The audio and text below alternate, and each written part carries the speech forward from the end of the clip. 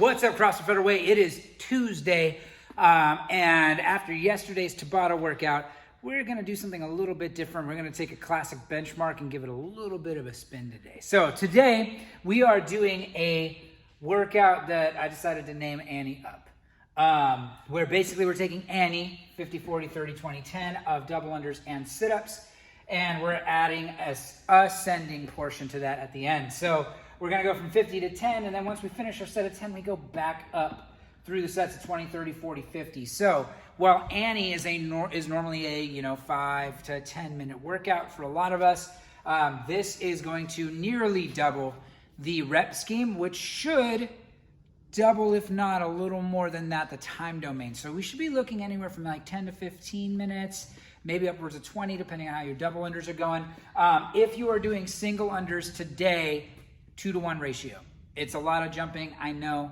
But if you are doing double unders and you're not that proficient at them yet, but you can string a few together, consider leaving the reps for sit-ups the same, but bumping the reps down on your double unders so you can still practice your dubs, but not sit there and whip yourself over and over and over and over again and let your frustration get the best of you when you're only partway through this workout. So maybe that would be going down by fives. Maybe it starts at 30 and you go 30, 25, 20, 15, 10, and then go back up 15, 20, 25, 30 on your double unders while still maintaining the 40 or 50, 40, 30, 20, 10, and then back up to 50 on your sit-ups. That's less reps of double unders, but if you're able to string 3, 4, 5, 10 together at a time, you're going to spend less time on each set, and that keeps your overall stimulus of that workout closer to an athlete that is much more proficient and will do all of those sets unbroken on their double unders, while you may not get any more than 10 strung together. And when we look at a workout like this is about go hard and fast and try to hang on. Now, when you're doing regular Annie and you're descending reps, you know that you've got less work every time you get back to the jump rope or get to your ab mat or whatever. In this case, knowing that there's more after, that does change the dynamic a little bit. Because when you have to end on a set of 50 instead of ending on a set of 10, it's not just, well, I got to gut my way through these and then time. It means that you're going to have probably a little more breaks or something else as you go back up, or cycle a little slower. Don't try to really push the pace on your double unders. Don't try to really push the pace on your sit-ups. Just try to move and stay consistent and keep that pace and chipping away at those reps nice and steady and constant, instead of going really fast all the way down to 20 and then you get to 10 and then you realize you got to go back up, and then all of a sudden double unders, you start to miss here in your 20s, you miss a few times in your 30, you're resting in your sit-ups, you're doing all that sort of stuff. Now, if you do that because you're tired, that's fine. That means the workout's doing its job and you're doing your job of continuing to just chip away. But if you go too hard, too fast at the beginning and blow up when you're a lot more proficient at both of these movements, and you know that this is something where you should be able to have, say, a 10-minute time, if not less than that, depending on how quickly you can move, then yeah, it's going to be better to start off a little slower than you want and speed up partway through than it is to start out like a bat out of hell and then wonder why in your second set of 20 that things start to go really poorly for you. So standards on this are pretty simple. I'll go over them for posterity's sake and then we'll get to it. So starting with the double unders.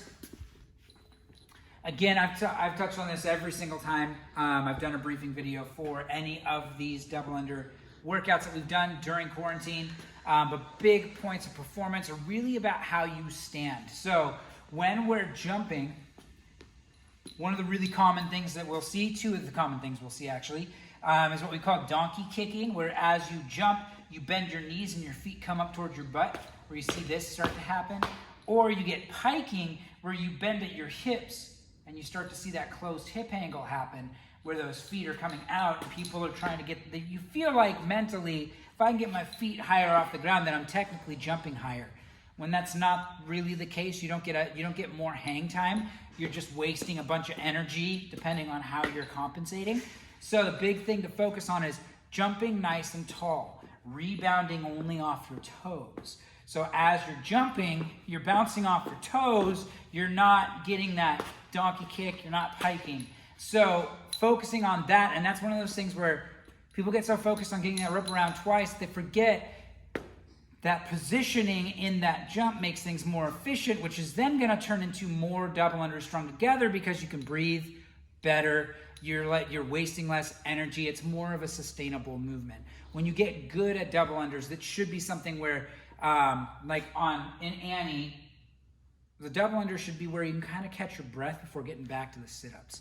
But if we're not to that point yet, that's okay. We'll get there. But if I'm already piking and already donkey kicking and just trying to get better at doing things the wrong way, then when you finally want to really get good at them, you have to unlearn those bad habits, and that's a really hard thing to do. So if you're still in the process of trying to get double unders, learn them right the first time. If you already know that what you're doing is flawed, start putting in the work now to try to correct those things, and then you'll see better success down the road. So, other than jumping nice and tall and rebounding off my toes, I'm thinking about relaxing my shoulders down and back as much as I can. The moment that I start to tense everything up, it gets really hard to create that rotation in my wrist. So if this gets really tight, one, I'm going to blow up my shoulders. Two, my elbows aren't bent, so I start to get my rotation here and not from my wrist. So I want you to think, relax your shoulders, tuck those elbows into your side. Imagine like you're holding your hands out like you're, taking a plate of food from somebody. I don't know. Palms are towards the ceiling. So if my hands are up and my palms are towards the ceiling, my elbows are tucked in. You get that external rotation in the shoulder as opposed to internal rotation. So externally rotated when my elbows are in, and my hands are a little bit forward in the frontal plane of my body. So in this position, it's much easier to get that wrist rotation as long as everything's relaxed. So from here, if this is my singles, my doubles, you notice my jump is a little higher and I'm rebounding off my toes. I'm staying nice and tall. I can't even make myself pike. Let's see if I can. That's hard to do. It's hard to do it the wrong way for me, I guess. But when you see that happen a lot, and it's really common, those are the big things we want to start to adjust and correct. So, double under is pretty straightforward. Again, singles, 2-to-1 ratio for singles today. And then sit-ups. Feet together, knees out, come back.